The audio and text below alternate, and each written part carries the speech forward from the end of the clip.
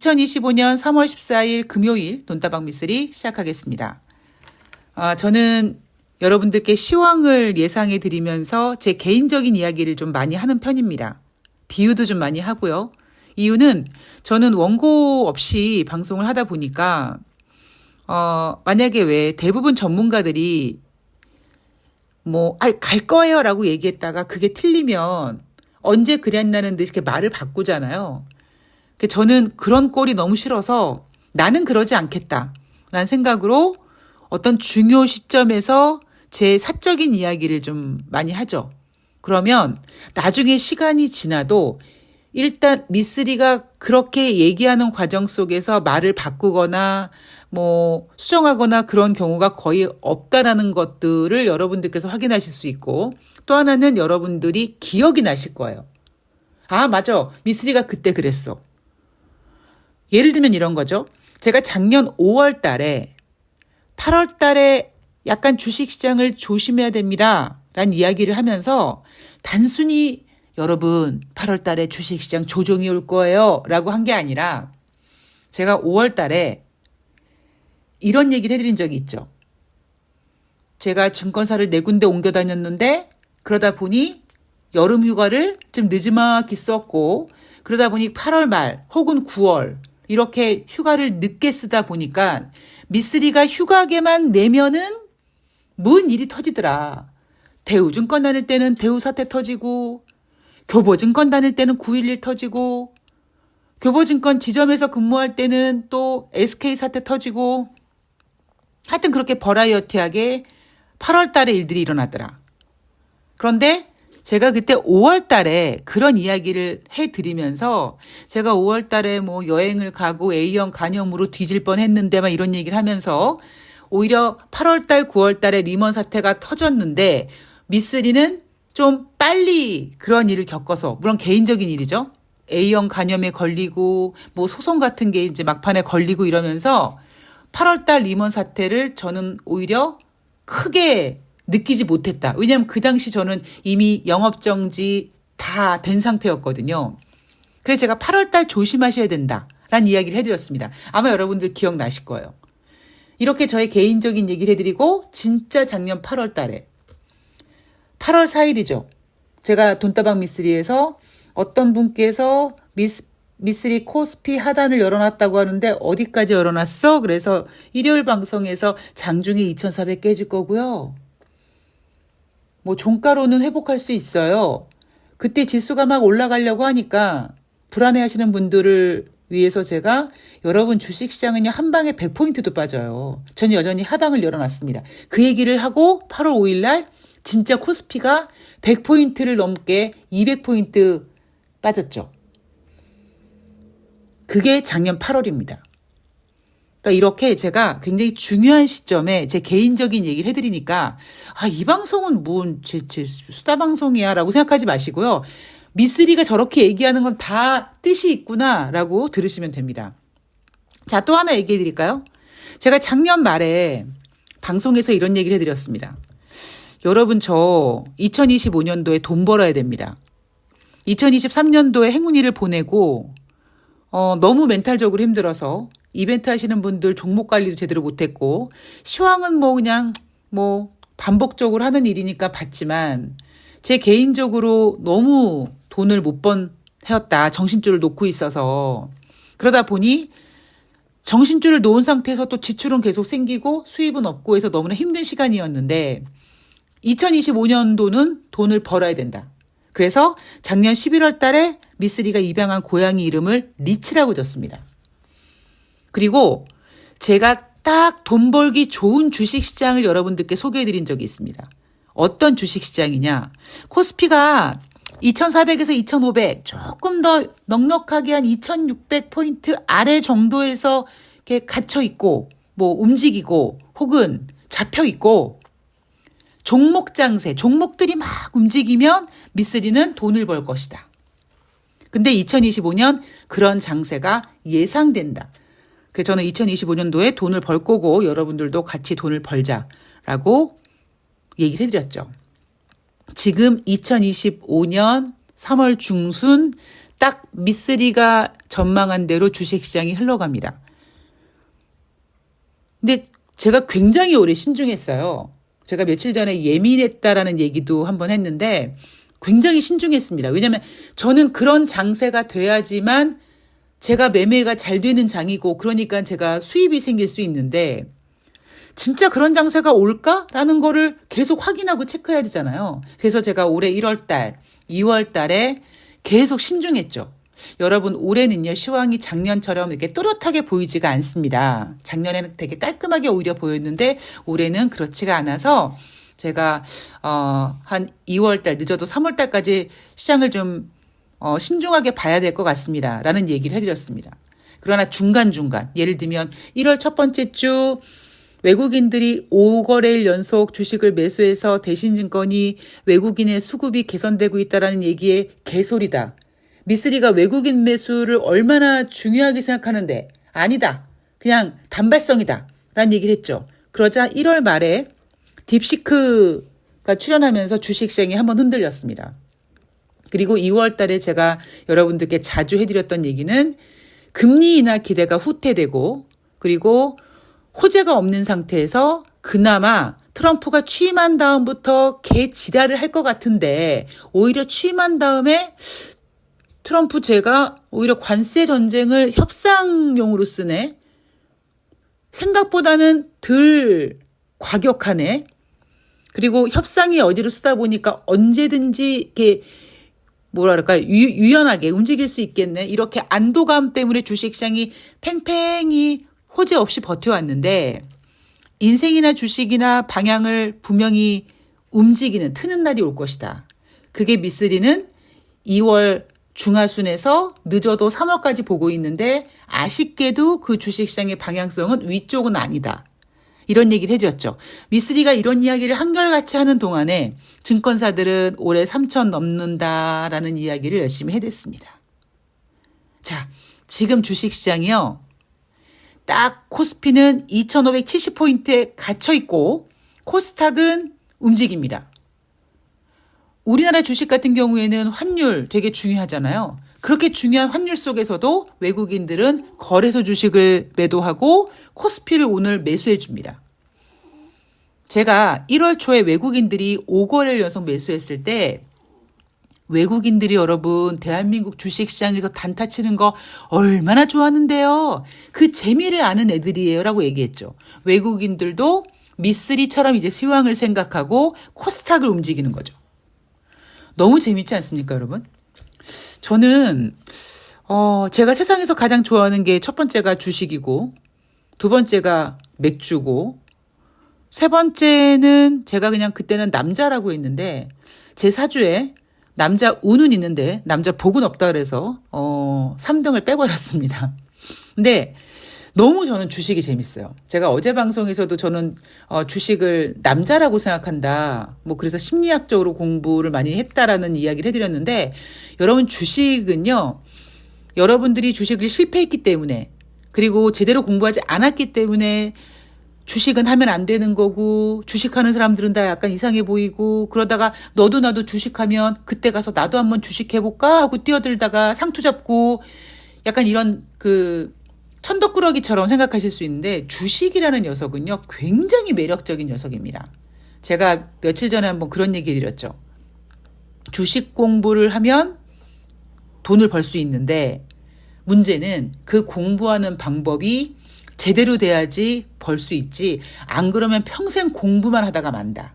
그래서 제가 증권 전문가들한테 주식 배우겠다고 하다가 완전히 그냥 밑에서 따까리 노릇하고 막 그런 얘기 해드렸습니다. 기억나실 거예요. 자, 여러분들도 제가 왜 오늘 오프닝에 이런 얘기를 해드리냐 답답하신 분들 많으시잖아요. 그죠? 또 금요일인데 주말 넘어가고 다음 주 뭐 어떤 분들은 뭐 4월 달에 탄핵 이거 결정 나는 거 아니냐 이런 말씀 하시는데 제가 그랬어요. 그 전에 대한민국 망할걸? 제가 그런 얘기를 했거든요. 당장 헌재 앞에 가게 하시는 분들 막 문 못 열게 하고 막 그러지 않습니까? 그 모든 것들이 다 지금 경제를 망가뜨리고 있는 일이잖아요. 이번 주엔 되겠지. 뭐 그동안에 있던 일이 아니니까 뭐 어떤 그동안은 이런 식으로 왔는데 이번에도 이런 식이어서 뭐 노무현 대통령 때는 며칠이 걸렸고 박근혜 때는 며칠이 걸렸고 근데 이번에는 뭐 그때가 지났는데 막 조급하고 이런 모든 과정들이 이제 끝났는데 또 주말을 보내야 되고 또 기다려야 되잖아요. 그러니까 뭔가 답답하시고 불안한 마음도 있으실 거고 그래서 제가 여러분 주식 재미 왜냐하면 이 방송을 들으시는 분들은 어쨌든 주식에 대한 관심이 있으시기 때문에 들으시는 거니까 잠깐 주말 동안만이라도 물론 집회 나가실 수 있는 분들은 나가서 힘을 모아주시는 것도 굉장히 중요하고 그 이외의 시간에는 너무 힘들어하시는 시간을 보내시기보다 주식이 재밌는 거야 하는 걸 한번 찾아보시는 것도 좋을 것 같아요. 제가 여러분들께 저는 기회가 되면 저는 매매 트레이닝 강사이기도 하니까 주식 매매하는 방법, 뭐 주식 공부하는 방법 이걸 좀 제대로 전수하고 싶은데, 제가 돈을 못 벌어서 학원을 운영하지 못하고 있고, 하여튼 그렇다고는 얘기를 해드렸죠. 여러 가지 다양한, 표현으로 제가 여러분들에게, 주식을 좀 제대로 알게끔 해드릴 수 있는 그런 노력을 좀 많이 할 거니까 주말 동안에 너무 힘들어하지 마시고요.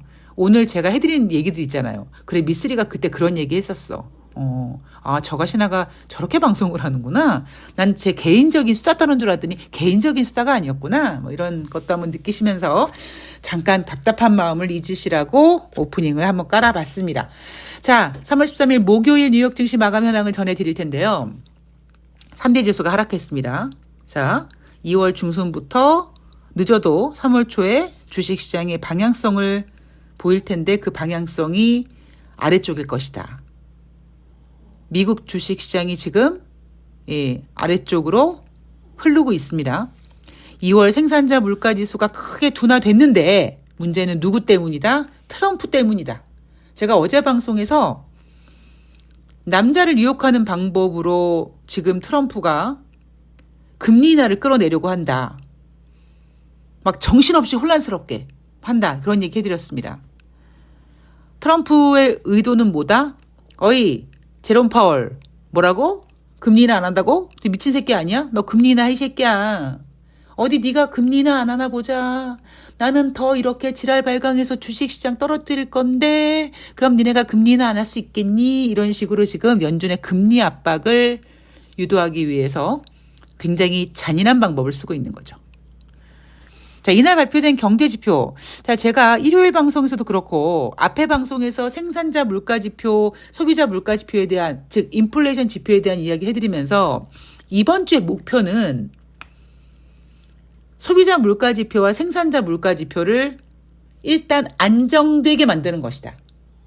그게 숫자의 어떤 조작이든 아니면 예상치를 좀 이렇게 잘 포장을 하든 아니면 예상치만큼만 나왔다면서 좋아하든 어쨌든 목표는 인플레이션에 대한 우려를 적게 만드는 것이다. 이런 얘기를 일요일 방송부터 해드렸습니다. 자, 소비자 물가지표 어제 방송에서 전해드렸고요. 자, 이날은 생산자 물가지수가 발표가 됐는데 전월 대비 12월 달에는요 0.5% 상승했어. 1월 달 생산자 물가지수는 0.6%야. 어라? 0.5, 0.6, 이번 2월 달에 0.7 혹은 0.6 혹은 0.5 하면 아이고야 큰일 났다. 인플레이션 지표 올라간다. 경제 지표 안 좋다고 하던데. 예인병 스태그플레이션이네 한단 말이에요. 그래서 이번에는 2월 달 생산자 물가지수가 전월 대비 12월에 0.5 상승, 1월에 0.6 상승, 2월에는 변함없음. 자, 제가 경제에서 변함없음은 둔화된 것이다 라는 이야기를 몇 번 강조해 드렸습니다. 자, 그리고 전년 동월 대비로도 1월 달은 3.7%.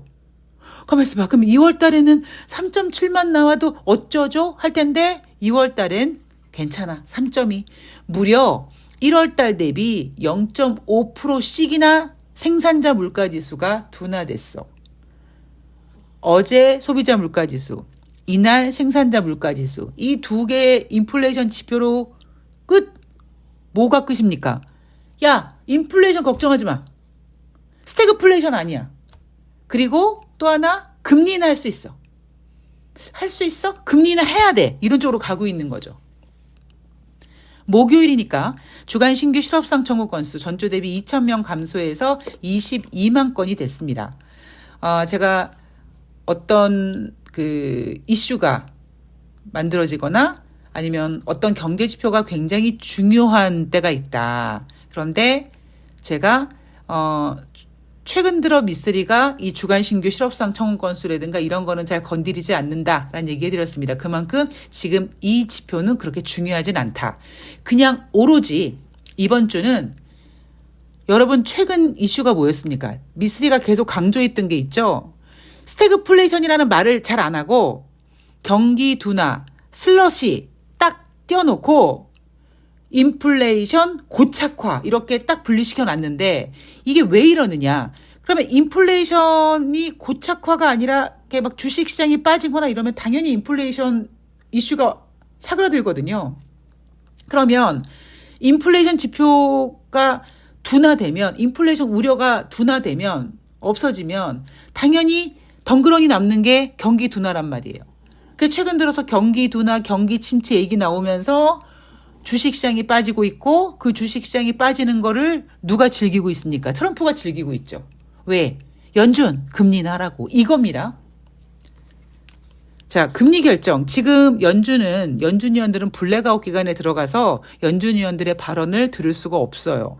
자, 그런데 여러분들 잘 기억해 보세요. 블랙아웃 기간 전에 연준 의원들이 대부분 어떤 얘기를 했냐면 인플레이션을 걱정했습니다. 경제 지표를 잘 봐야 된다. 인플레이션 걱정된다라고 했는데 그냥 인플레이션이 걱정돼요라고 얘기한 게 아니라 트럼프 저 새끼 때문에 저 새끼가 관세 전쟁한다 그래서 저 관세 전쟁으로 인해서 인플레이션을 자극할 것 같다라는 이야기를 굉장히 많이 했어요. 그런데 블랙아웃 기간 직전에 제롬 파월 연준 의장이 까꿍 하면서 아니야 미국 경제 좋은데? 라고 얘기하면서 나스닥의 조정 국면의 진입을 막아줬죠. 그러자 트럼프가 저런 정신 나간 새끼 금리 인하라고 하니까 그래? 야 경기 침체? 나 그거 안 올 거라고 생각하지 않는데? 약간 이런 비스무리한 인터뷰를 폭스뉴스화해서 다시 주식시장을 꺾어 놓습니다. 아래쪽으로. 자, 그러자 어떤 일이 벌어집니까? 6월 말까지 지금 여러분 3월이죠. 6월 말까지 기준금리 50bp 인하 확률이 전일 19%에서 24.9%까지 올라왔습니다. 금리 동결 확률은요. 23.1%에서 18.6%까지 빠졌어요. 근데 이게 뭐가 재밌냐면 6월 말까지 기준금리가 25bp 인하가 아니라 50bp 인하할 확률이에요. 그게 무슨 의미입니까? 최소한 25bp를 2번 하든가 아니면 50bp를 작년 9월처럼 한 번 하든가 일단 횟수 자체가 늘어났잖아요. 여러분 기억나시죠? 작년 12월 달에 제롬 파월 연준 의장이 금리를 25bp 인하하면서 2025년 금리 인하 횟수가 뭐 2번이니 막 그랬습니다. 그런데 1월 달에 갑자기 스태그플레이션 같은 분위기가 막 나타나고 인플레이션 지표가 올라가니까 2025년도 금리 인하 횟수가 한 번까지 줄었었어요. 근데 최근 들어서 경기 둔화 이야기가 툭 튀어나오니까 이미 벌써 6월달 상반기까지 최소 2번 아니면 격하게 50bp 한 번 이렇게까지 지금 금리 인하 가능성이 늘어나고 있습니다. 이걸 누가 만들고 있습니까? 트럼프가 만들고 있는 거예요. 자, 이날도 마찬가지죠. 이날 생산자 물가지수가 크게 둔화가 됐으면 사실 이날 뉴욕 증시는 상승했어야 돼요. 어떤 제목을 달고 스태그플레이션 우려가 완화됐다. 인플레이션이 둔화되는 지표를 확인했다. 이렇게 어떤 스태그플레이션에 대한 공포를 벗어난다라는 제목을 달고 주식시장이 올라가야 되는데 트럼프가 그 꼴을 못 봅니다. 그래서 이날 EU가 위스키에 부과하는 50%의 관세를 즉시 폐지하지 않으면 곧 프랑스와 기타 EU 국가에서 나오는 모든 와인과 샴페인 주류에 20%가 아니라 200% 관세를 부과할 거야. 그리고 또 한마디 합니다. 증시 변동성에 개의치 않겠다라는 뉘앙스를 풍깁니다. 그래서 이날 뉴욕 증시가 3대 지수가 1% 넘게 하락한 거예요. 자, 트럼프의 말의 뉘앙스를 보십시오. 50% 위스키 관세를 즉시 폐지하지 않으면 나는 곧 200% 보복 관세하겠다. 이런 식으로 굉장히 자극적인 멘트를 해서 뉴욕 증시에 참여한 투자자들의 심장을 쫄깃쫄깃하게 만들어 놓은 거죠. 굉장히 의도적인 겁니다. 그래서 제가 여러분들한테 뭐 매번 말씀드리지만 제가 여러분들한테 해드린 게 뭐가 있겠습니까? 그죠? 우리가 유시민 작가를 보고 안정제, 뭐 요즘에는 그 헬마우스도 안정제라는 별명을 만들어지게 됐는데 저는 주식시장에 여러분들의 안정제 역할을 하는 거잖아요. 그게 단순히 에이 여러분 주식 뭐 죽기밖에 더 하겠어? 이런 게 아니라 여러분 지금 하락은요. 예를 들면 금리 인하를 유도하는 하락입니다. 라는 이야기를 했고 작년에도 이랬죠. 작년에 9월 달에 90bp 금리 인하를 정확히 예측하면서 9월 초에 경기 침체 이야기 나온 거는 9월 달에 50bp 금리 인하를 이끌어내기 위함이다. 그러니까 걱정하지 마십시오. 라고 얘기한 것처럼 지금 분위기는 트럼프가 연준에게 금리를 인하하게끔 만들기 위해서 어떤 트럼프의 플레이가 지금 진행되고 있긴 합니다. 금리 인하를 만들어내려고 하는 거죠. 그런데 제가 살짝 조심하고 있는 부분은 뭐냐면 판 자체가 작년 9월 달과 지금과 좀 달라요. 무슨 말씀인지 아십니까? 작년에 금리 인하하고 50bp 금리 인하하고 또 11월 달에도 했고 12월에도 했고 또 그 사이에 뭐가 있었습니까? 미국 대선이 있었어요. 그런데 지금은 약간 그런 이슈들이 막 넘어가고 어떤 경우든 경기 둔화란 이야기가 나온 상태에서 자산 거품 아닌 거품 같은 것들이 이렇게 다운되고 분위기가 작년과는 다릅니다. 그래서 금리 인하를 만약에 연준이 탁 한다고 칩시다. 주식시장이 와 경기 둔화 얘기 나왔는데 금리 인하 했으니까 뉴욕 증시 가자 하는 분위기는 안 될 거라고요. 다시 오프닝으로 돌아가겠습니다. 올해 주식시장 굉장히 버라이어티 할 거라고 했습니다. 단순히 미국이 금리 인하했으니까 주식시장 가자가 아니라 금리 인하를 해도 주식시장이 오르지 못한다든가 올라도 일시적이라든가 아니면 대한민국 같은 경우는 이렇게 코스피가 발목 잡혀 있고 코스닥이 움직이고 그리고 이제 다음 주 월요일부터 넥스트레이드에 거래되는 종목이 110개로 늘어납니다. 그럼 더 코스닥 종목으로 집중될 거고 종목 장세가 펼쳐질 겁니다. 자, 여러분들 2023년 제가 굉장히 많이 힘들었던 시간인데 며칠 전에도 갑자기 행운이 생각하면서 물컥한 날이 있었는데 그런 그리움과 아픔과 그런 추억을 뒤로 하고 올해는 작년에 제가 입양한 리치와 함께 여러분과 제가 돈 많이 버는 그런 한 해가 될 수 있도록 최선을 다하겠습니다. 자, 오늘 돈다방 미세는 여기서 마칠 거고요. 저는 내일 토요일 금요일 뉴욕 증시 정리해서 찾아뵙도록 하겠습니다. 오늘 날씨 굉장히 포근한데 미세먼지 조심하시고요. 저는 내일 방송에서 뵐게요. 고맙습니다.